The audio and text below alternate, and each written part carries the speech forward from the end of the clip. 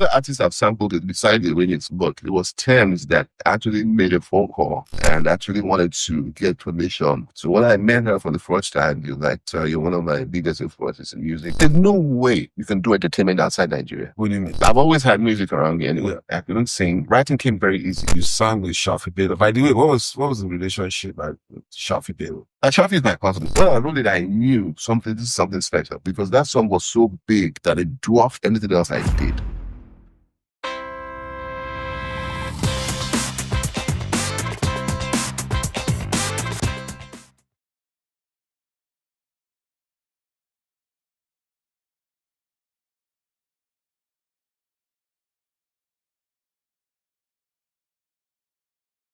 Welcome to another episode of Building Wealth with Femi.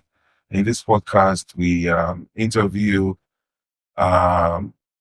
successful entrepreneurs, professionals in different fields, with the aim of, mentoring the younger generation and letting them understand how businesses are set up, the challenges that these successful people go through. Today we have a pioneer in the African music industry, a songwriter, a musician, and an artist. He's well known for his song "Love Me Jeje." Yes. And welcome, Mr. Shimishu. Thank you very much. Thank you for having me. My guy, long time coming.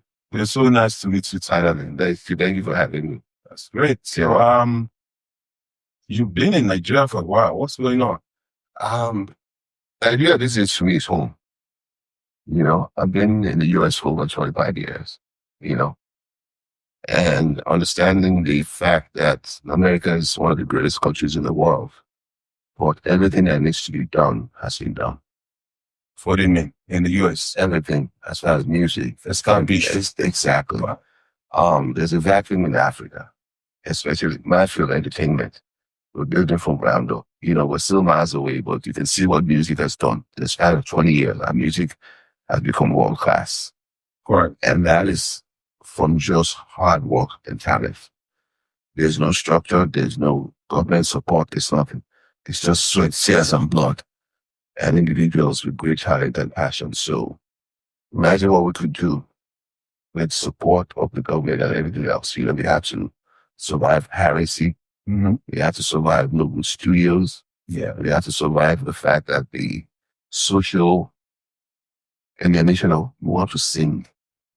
You want to sing like you're smoking in movies. Yes. Remember, now people bring their children to me and say, please, he has talent, he wants to sing. So we have to survive all the obstacles. Even the children of the world. And look at us now. You understand? Passion, persistence, and hard work. So you see opportunity in Nigeria. Like some people are, flying out of Nigeria. Yeah. Some people are complaining about Nigeria that there are no opportunities. Right. You're coming in the other direction. First of all, I'm Nigerian, honestly. Let's be real. So, and the people living and I understand. Do you understand? Because you have to be able to make a living, no sentiments. So, I mean, it's kind of like a dilemma, the fact that, we have all this great talent that we're exporting. But the fact that they're just looking for the basic stuff. That's why you have to go to the hospital. If you don't go to the right hospital, that's it. So I understand the exodus. So are you saying that it's not about exodus, it's not about opportunities, it's about standard of living? It's not standard, and it's about self-preservation, animal instinct. You understand what I'm saying? Let me get to a better advantage. Exactly. And then on the other part, there's the part that's always greener on the other side. It's all this, America, Canada. It's not always like that. Exactly. The roads are paved on. Exactly. So, and when people get that, they realize that, whoa, I should have stayed in Nigeria. The thing about Nigeria is there's money in chaos. There's money in chaos. Like you said, things are not established. And not structured. Drive down the street, see opportunities left and right. Correct. The biggest issue now is how to get started. The initial investments. But for somebody like me, that because of my song and my name, some doors are open to me that are not open to regular people. So I understand that, and I have to take what I have to exactly to do what I need to do. So as far as me, Nigeria is not perfect, But the fact that we were able to do this with music, I think is very possible. And in no way you can do entertainment outside Nigeria. What do you mean? You can't. I had to come back. I was the first artist that came back to Nigeria to release my music. I think after that, you cannot release it. If you want, because even the record label that I talk to, it will always come to Nigeria to pick their artist. You can't be doing it in Atlanta and say, I'm Nigerian is singing, they will always go to Chris Brown and everything first. But the one African artists, they want to come back home. That's why I don't understand that. So you have a lot of Nigerians in the US, yes, and diaspora, who are also musicians. Okay, you need to be very successful. Just like Banky came back.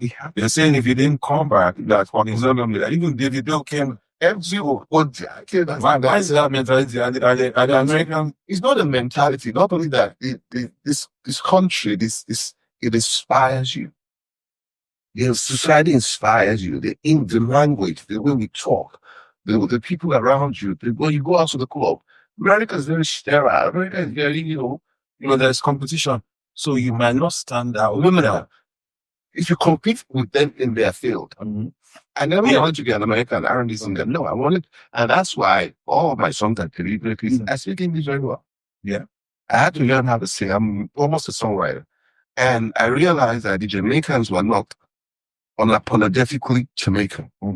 Back in the day when we had dancehall, Shabara and Supercats, Life Goes By, they never wanted to be Americans. And they were selling out Bob Marley. They were selling out in their own culture, in their own language. So why, as an African, if I want to sound at R. Kelly, when R. Kelly will kick my ass when it comes to R&B. Well, R. Kelly cannot sing while I'm pidgin. Do you understand? And that's what, as an artist, you have to understand your strengths. And so when that happens, there's I don't know any Nigerian diaspora artist that has been as anybody. Well, I think one of it was a London when I came back. Yeah, mine was a London came back. Yeah, even everybody.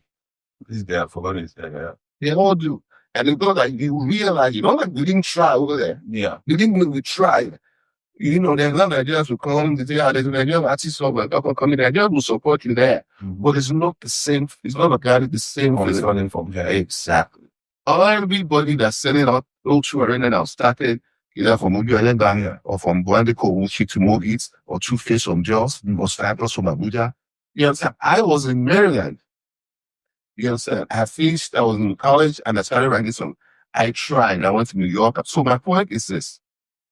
Musicians understand that Nigeria is the only place where you can make it. Yes, there's still the funding that comes, because there's no label, there's no platforms like that, except for the little ones there. When I came out, there was AIT and Ray Power. I'm not knocking anybody for trying to leave. But sometimes you leave at your own peril. A lot of people have left that they regret, but you never hear those words. Yeah. And you know how the US is, it's almost like, if you're not careful, it could be a trap. It is. You don't get into that system of paying monthly bill. Exactly. You can't get out of it. It's like, every month. I can't even get a break of 2 more at a time. Yeah. The way our society is, overall, is better suited for us. One of the things I'm curious about you is your early days. I think I read somewhere you went to Igbó college. Yes. And then, I don't know how. The greatest school in Nigeria. I thought, I don't know. Other people will say, no, they don't have lots. I don't know how you now, at what point you traveled out. So I went to go at Fountain School, when I found high school, and I went to Igbó. You went to Fountain? Yes. I did have to. Yeah, exactly. Yeah. I went to Igbó college. From there, I went to the US in the 80s. I was really, really young when I traveled. I finished high school. I don't remember. I'm very, very young. I'm one of the youngest. And from there, my siblings, man, I was the youngest. How easy was it for you to travel out of Nigeria? I think because the way because we were raised compared to now, to travel then, after secondary school, you traveled. It was easy. I mean, we applied for a visa, we done it the next day or something. Yeah. It was not, full Panam. Yeah. It was yours. It wasn't even an issue. It wasn't expensive. Exactly. I think exactly. So it wasn't even an issue. Don't even travel. Some people even refuse to travel. Like, we'll go to the National Fair, we're going to Africa, they refuse to travel. Yeah. You know, that I'm just staying in Nigeria, which is fine. So So why did you travel? my siblings were there. Okay. I'm the youngest of my mom. Right. You know, the youngest. So all my siblings were there already. College, some of them finished university. Okay. And only just a matter of time. It So was just natural for you to get. And you had plans when you were going. Were you going to do music or maybe no, fella was meant to do? I always love music and I always dance a lot. But you know, we had junior youth and senior youth. You know, and those were the kind of things that we love to do. Which was, you know, the dancing competition and the music and everything. So that was always there. As a Nigerian person, you know, we work, we study, and we still party. So going to the US was just for school, and it was one of those things where you go to school and you come back. It wasn't supposed to be migration. Okay. Do you understand? So when we got to the early 90s, you know, middle 90s, Nigeria kind of took a turn. I think that about that time. Yes, it started getting tough. Yeah, maybe it started around like this time. Yeah, it's something, yeah. Around that time, people are like, well, I was just staying over there and get a job or whatever. At least, you know, so that's why, you know, the extended stay. It wasn't the plan when you were there to school. What was where you? I did computer management of system analysis. I never used it a day in my life. So after that, I got a job part-time at the bank.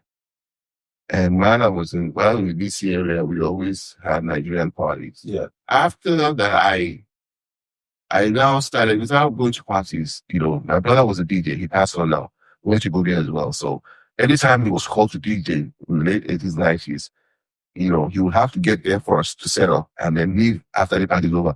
So he would get paid money and then by then he was using crates. Okay. So he would say, you know, what are you doing? I'll pay you. You know, like, I have another brother, the other brother, pay you. I would take the crates to the party, set up, he'll play, and then he had a microphone, and then it was just, you know, fascinating. So I met, so that probably influenced you. Yeah, I've always had music around me anyway. Okay. I always had music. So that influenced me, but I was always writing anyway. I was writing poems, I was writing for the school magazine. And writing came very easy. I couldn't sing, you know. So that was how the thing came. I just posted some things, not online, on the school magazine, and my instructor said, well, you write very good. Do you want to consider writing? I'm like, no. I said, okay, well, you're very colorful in what you do. I said, okay. So I started, you know, as we're going to the parties, I'll grab the mic, you know, before the party started. You know, hey, you know, do some kind of vibes that was on my mind. And then it just sounded really good. And I'm like, maybe I'm up to something. So I took voice lessons actually, and I met an American Nigerian ambassador that was at Howard University. With the DJ as well, and we collaborated a little bit as far as the style. And I entered the studio and recorded a song, and it sounded really, really good. And it comes easy, like I said, you know, I write everything, I write everything. So in those days, what was happening in Nigeria on the other side? So I came to Nigeria in 96 when I had recorded songs, and I wanted to get the sound. Then the only people I remember seeing was Daddy Shaffy. Laganya was untold then. Okay. Buildingwealthwithfemirogers, who was doing straight Afro. Oh, they just been singing something. What? I thought it was another fella there. Yeah, well, that was alive then. Yeah, that was alive. On that side, I met Diddy then as well. So I know Femi, you know, so it was really the Afrobeat. Wasn't existing. I was Afrobeat fella, but not beats. Okay. Afrobeat. Okay. You know, which was Diddy, Femi. She wasn't singing it. Okay. And then the Laganya, which is a little bit high life infusion of Afrobeats. The Daddy Shaffy, and a lot of reggae. You know, so as people was there was no style of that I wanted to do. I said, but when we Nigerians, when we go out, we don't speak reggae. And there was the juju of the Shina Peters, you know. Yes. So that, you know, Shina was big. So I thought, okay, well, if we talk to a girl, Nigerians, especially Yoruba voice, we have a way of mixing English and Yoruba.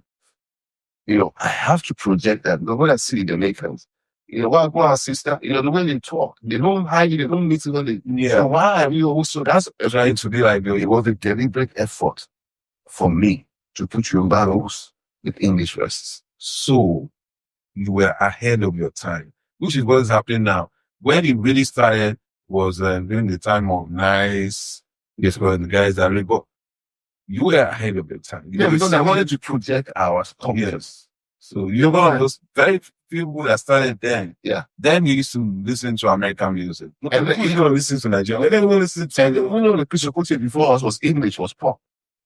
You understand? It was pop music and everything. The Christopher was pop, Yeah. and Felicity was pop as well. So I wanted to actually, portray us in our own light. So that's why I did it intentionally. So how did you go? I know you signed with Shaffy Bello. I knew what was the relationship like with Shaffy Bello? I Shaffy my cousin. Okay. Our mothers are like first cousins. Okay. So she was in the US as well. It was a beautiful video, and So I don't know, And again, I mean about Shaffy, she's a superstar.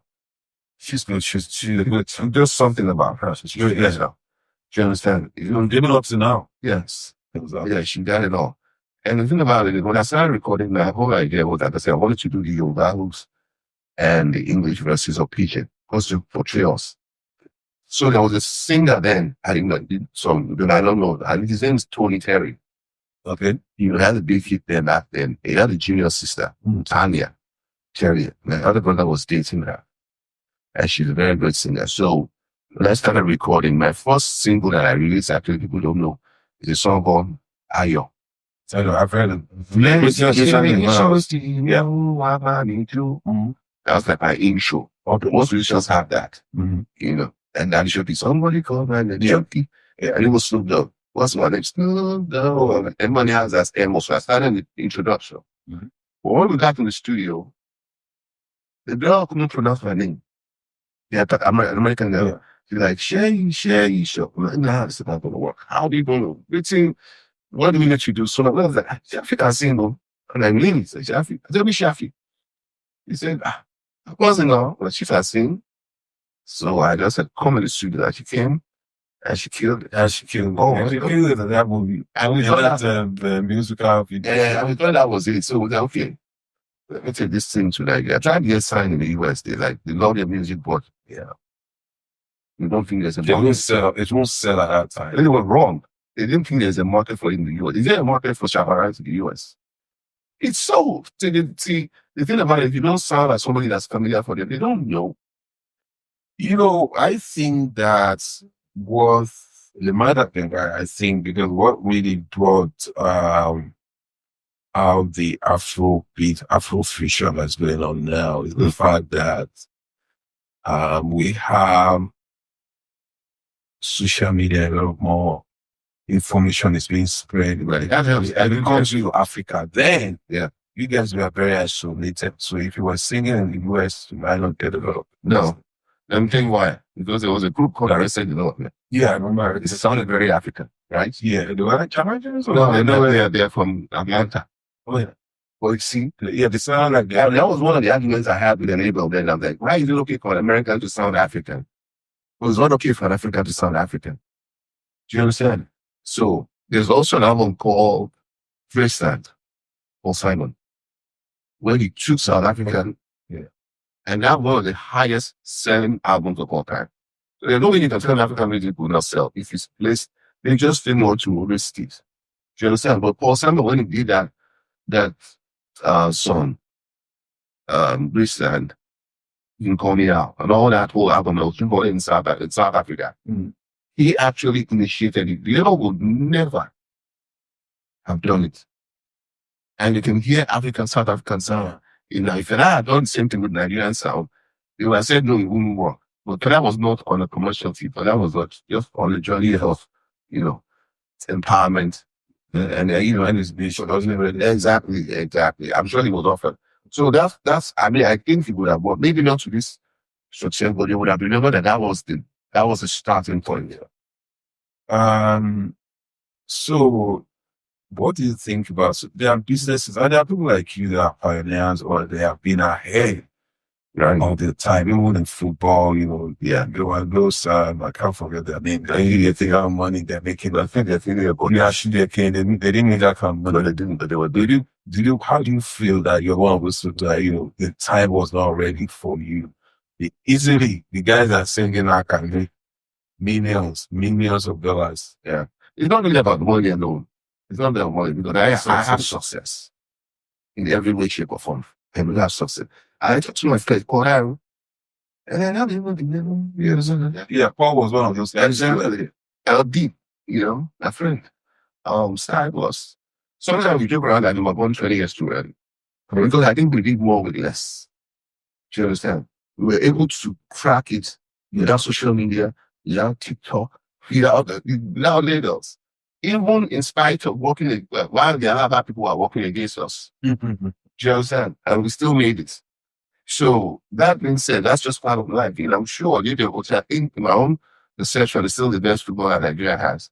When I'm sure he doesn't make as much money as, Osimhen. Yes. Do you understand? So that's just a way of life. You can't change it. What you have to do is, you have to recreate yourself and keep moving. I've changed into an executive role. I still record, I still write, but I'm more of an executive role to kind of get an understanding that this is my calling, that's my passion. So by the way, do you have other businesses going on? Yes. I'm into real estate as well in Nigeria a little bit and in the US, like I said. I'm working on a deal with a major label to bring out new artists. They're just signed to more Sony Publishing. Okay. To get all my works on the Sony, so they signed all my catalog for publishing. And then, so I still write songs and they publish them for me. Maybe listening in movies and stuff. I'm working to bring out new artists. Like 2000 and when was Ebola? 2014. My wife and I opened a school in Festac. Okay, Secondary school. so your brother in Nigeria? Yeah, America is home, Nigeria is home. That's just what it is. And the project I'm working on to bring a new artist out is one of the major labels that's interested in what I have to do. Tell us about that. I can't talk about the label, but I can talk about the fact that a lot of artists come at me that they want to get signed. And understanding to sign an artist is very expensive on one artist. And at this point, it's almost like, a gamble. It's not just talent. So why is it a gamble? It's a gamble because you might have great music, but the platform is crowded. It's not really just about the talent anymore. So what I have decided to do is just sign one artist. I can sign 12 artists with 12 songs, put them on one album. There's a bit of one of them, and that responsibility, and then you push that one. One of your kids is also, I think she's doing it. One of my daughters did backup for me. Okay. Yeah. Is she in music? So she's a very good writer as well. Okay. She can sing, but she's not in music. Oh, okay. My son as well actually wants to do music. He just graduated from St. John's in New York. David. His name is David Colawale. So he is into music. When he was in school and graduated, high honors in St. John's. But while he was in New York, he was taking acting lessons and doing auditions. But all of a sudden, they wanted to do music. And I'm going to support him. So you're going to keep somebody in the family? Yeah, of course. I mean, listen, back in the day, I would discourage music, I would be a lawyer, doctor. Yeah, but now music is good. That's his calling. There's nothing I can do. You understand? So I have to support him in the fact that any way I can to make it easier than it was for me. So the mistakes that I made, he doesn't make it. And I can open some doors for him that otherwise would have been locked. Correct. Yeah. In one of your videos, you said that this is the best time, one of the best times to be alive. Right? This is the best time, a good time to be alive. What were you trying to say? What message were you saying at that time? I mean, from my perspective, because Nigerians as we are, today it's cool to be African. And it's even the coolest to be a Nigerian. And in spite of everything, of the negative, exactly, for so long, we are known as 419. Especially Nigerian men, we're reigning. Now we be reign. Do you understand? And not without effort from us. Understanding the fact that you are as good as hard work. Entertainment has done so much. And all these guys are calling them, that's why they are real ambassadors. Yes. Yes, especially the musicians. Yeah, even the actors. The solo culture. Remy, Shaffy Bello, the actors and actresses, Nancy Simi, all these movies. You see, I was in Jamaica and all they were watching was Nigerian movies. You go to malls in the US and you are listening to Nigerian music. Exactly. I'm like, the music is all about is this called Nigeria? Thank you. Even when you go, I was in Christian. In the music, your voice being sung, right? It's like the mall, right? Thank you. Uganda, Kenya. I go there, Kigali. the fact that you're Nigerian is almost like, wow. And now they're going into our food, our clothing, everything. weddings. They love it. Can you imagine? And in my own perception, we're operating on 30%. Do you understand? Because we still have to sell our movies. There's no support from the government is trying their best, but it's still not enough. Imagine if we're running on 90%. Who'll be, so for me, that's what I meant. And so I listened to one of your songs that was singing about Shaffy Bello. I can't remember that song. Yeah. But that was one of the main songs, like every other, most other. That's my father. You got that like Musical father. You used to go to shrine. No, I was too young. I used to go to shrine. I went one time to sneak out there in the middle of the night. I went one time. I joined like once year before he passed. And I kind of, if I see you, I'll tell you, Femi, that you're not the only children of Fela, we plenty you. And what am I saying? Because, we looked at things and it was forbidden then, and that kind of led us follow listen to like him. Yeah. But you understand now as a musician, I understand what he did. He created a whole new genre. Oh, dude, was a highly intelligent, high IQ. And when I listen to what he's saying, with the sound. Now, my own personal opinion is that is why it's hard to go Afrobeat, not Afrobeats. The reason why it's difficult to take it to the next level, because Fela perfected it. And he set the boundaries. How do you set boundaries for the younger? No, how do you improve perfection? It's going to be subpar. That's why it's hard to grow it. You understand? Who can do it that will be like, this will pass it out. And that's still blooming. Exactly. Because it's so good. It was. Exactly. So he perfected it. So that's why they have to deviate to a different vibe, taking from one of them just takes Fela's line like it's keeping the lines and the style and everything. You just take it out. Obviously you pay your royalty to clear the song, but what am I saying? It's one of the biggest thing that influence. Obviously, for me, I have Fela influence, but I have a lot more than Novi. Okay. Than Fela. Because as soon as I have that song. I had a little bit more for me than Fela and Haida Orlando. You want to tell them a little bit more about, and wait, is that an original name? Is that a real name, Shaffy? Yeah, maybe Shaffy. Yes, it's my cousin. Yeah, but yes, Sumbo. Okay, Sumbo Bello. Do you understand? Fela, Sumbo Bello. I mean, people are Sumbo, but Shaffy that's her name. That's a short form of her name. Do you understand? That's what she wants to use. Well, I've always been close to her, but because of scheduling, she moved to Nigeria permanently more than I did, like maybe 12 years ago, when she did the acting. And I was still going back and forth. And if I call her now, she's like, actually, where are you? I'm on set. When are you coming back to Lagos? So she's always working. And that part of it, she really is very comfortable at what she's doing. That she's one of the best. Oh, she's a natural actress. She's one of the best. So for us doing music can happen, but I don't know if we could record anytime soon because of the schedule. Number two, we had a show we did together at the AMVCAs. Brought to you by shout out to Pepsi. When we performed together, we did Money Man, we did Love Me Jeje. Yeah. And that was very nostalgic for me. Like we're going on Love Me Jeje, I'm going to touch on Teams. But before Teams, somebody else did the remix. It was me that I did the remix when it was facilitated by two of my friends, a producer called Shizzy. So Michelle. Can you shout? Yeah. By Shizzy and one of my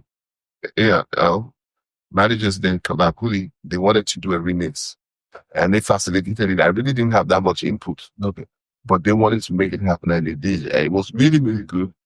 And not only that, other artists have been sampling it. The other artists have sampled it beside the remix. Other apples have used it. But it was Thames that actually made a phone call and actually wanted to get permission. And I also wanted to clear the song.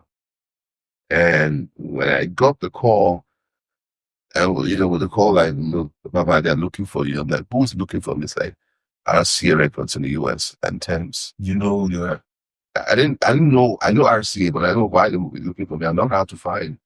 If you Google them, then I didn't know. So they said they had sent me an email about 2 weeks earlier, and unfortunately the email went to my spam mail or junk mail. So And I watched look at it and it was like trying to, so one of the artists temp was trying to do a remix of the song and wanted to get playoffs and everything. So I spoke to the managers and they were very pleasant and they said, well, Thames will be in Nigeria in a couple of days. Fortunately for them, I was in Nigeria as well. And she wanted me to be in the video with her. I'm like, why? Like, no, because I'm the one, she just wanted me to be there. They will pay for my wardrobe. They will pay for everything. That I was like, and I felt honored and like, wow, this is full circle. And so they said they'll send me the song to listen to for approval. I was like, okay, fine. So we signed the paperwork. We got that done. And then she said that they're like, the video was on Thursday. They wanted me to. So when I met her for the first time, she was like, sorry, one of my biggest influences in music. Your song played in my house when I was a little kid. And I would love for you to be beside me for this video. And just like, wow, this is great. And I think just that. And I told her the song would be big. You felt that the song would I know it. See, the song itself, and it got the song. Yeah, when I wrote it, I knew something special. And it's a double-edged sword because that song was so big that it dwarfed everything else I did. We're going to talk about one of my songs, Fela, Fela. Yeah. But people don't even know because even Money Bag, so Love Me Jeje was so huge. The song is bigger than some people's careers. It's bigger than my name. If I tell you my name now, you're like, instead of me, I know that. And there's another song like that. I'm not trying to, Return of the Mac. Yeah, Return of the Mac. I don't know Mac Morrison. Yeah, Mac Morrison. But that song is bigger than some people's careers. And every now and then you get a song like that. So when the way she did it was so different. And the vibe was just complimented and like, this is going to be a hit. Not only was it like Rolling Stone #1 Afrobeat song of 2024, it was on Obama's list of top 20 songs. It got a Grammy Award and the Grammy nomination. This is all Thames. Yeah. But I feel like a proud dad is, you understand what I'm saying? Because he gave me originated. He gave me the respect. He gave me everything that anybody could ask for. And she's just a sweetheart. You understand? And it made me feel like, wow. And that's why we do what we do. Because we don't know where it's going to land. The songwriter, the music person, you never know what's going to happen. All you can do is be truthful to yourself and say, it's going to work. This sounds good to me.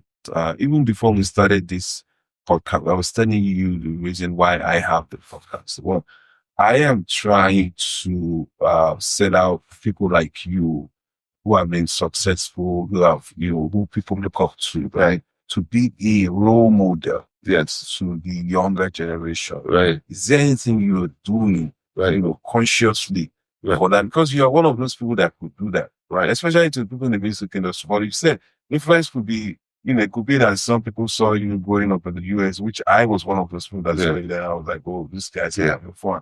But other ways you influence, is there anything you're doing? This should be big for our society. I think there are no role models. And that's why I am on this. Yeah, I don't think we have role models, but they're not enough, not even close to enough.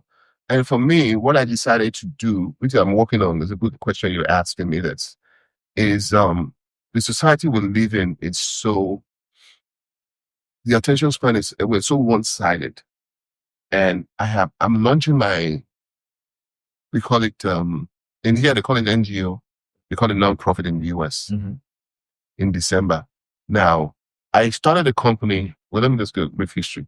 In 2016, I launched a company called Livewire with my partner, Tubos from Koladisi, where we manage artists, we finance some of them, and we do a lot of shows.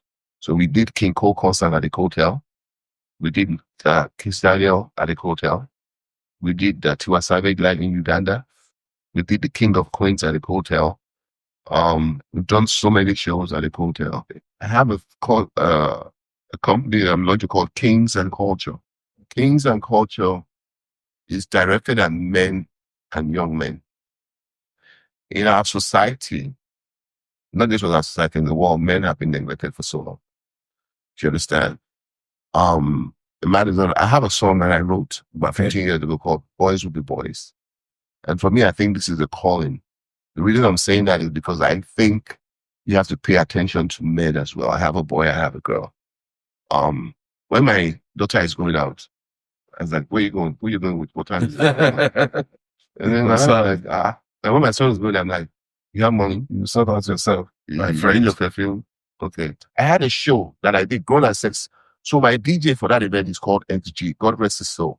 He had DJed for the event, and I had paid him his balance. I put him in the hotel. So he called me and said, hey, well, thank you for everything.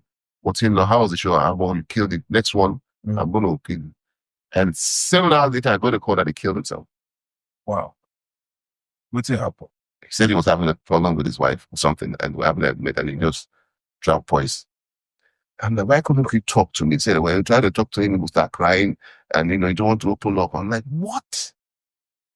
Do you understand what I'm saying? That really touched me.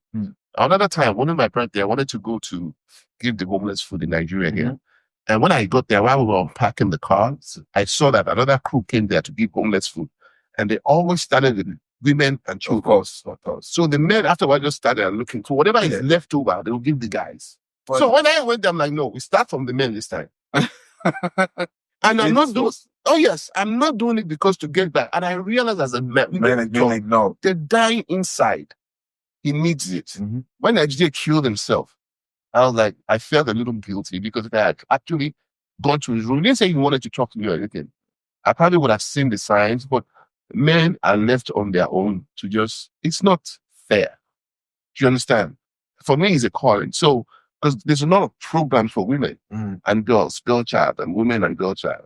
Do you understand? So that's my own passion right now, which is off of beautiful anything. It's something I want to do, and I want like-minded who want to partner with me.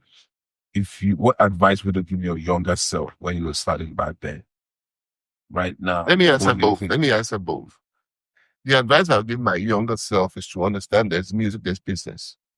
When you have passion and there's no structure like this, you don't really know that, there's money to be made. Do you understand? So you just go out and willingly trust people that let's just do this, let's do this. And it doesn't really work out. So understand that there's the music. And there's a business part. The business is actually more important. Because that's where the money comes from. Not only that's going to sustain you. That's my advice then. And the business also comes into the contracts. Read your contracts. Read it. You're not going to get everything you want. It's impossible. But get something you can live with. Do you understand? Any habits you want to advise other people that are owning their businesses? I think without them. Well, I don't joke with God. Do you understand?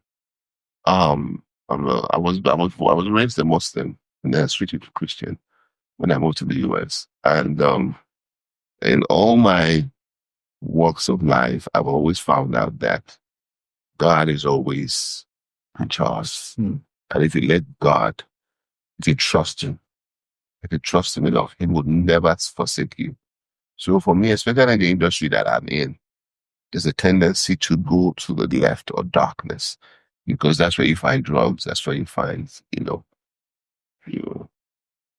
all kinds of temptation. Exactly. And music is very powerful and very spiritual. And it's been a very inspiring, very honest and very candid. I feel so comfortable. Yeah. Oh, thank you. I mean, I enjoyed. It's like small drink or.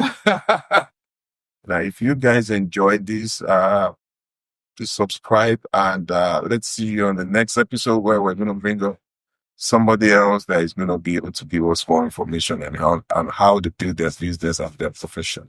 Thank you for coming.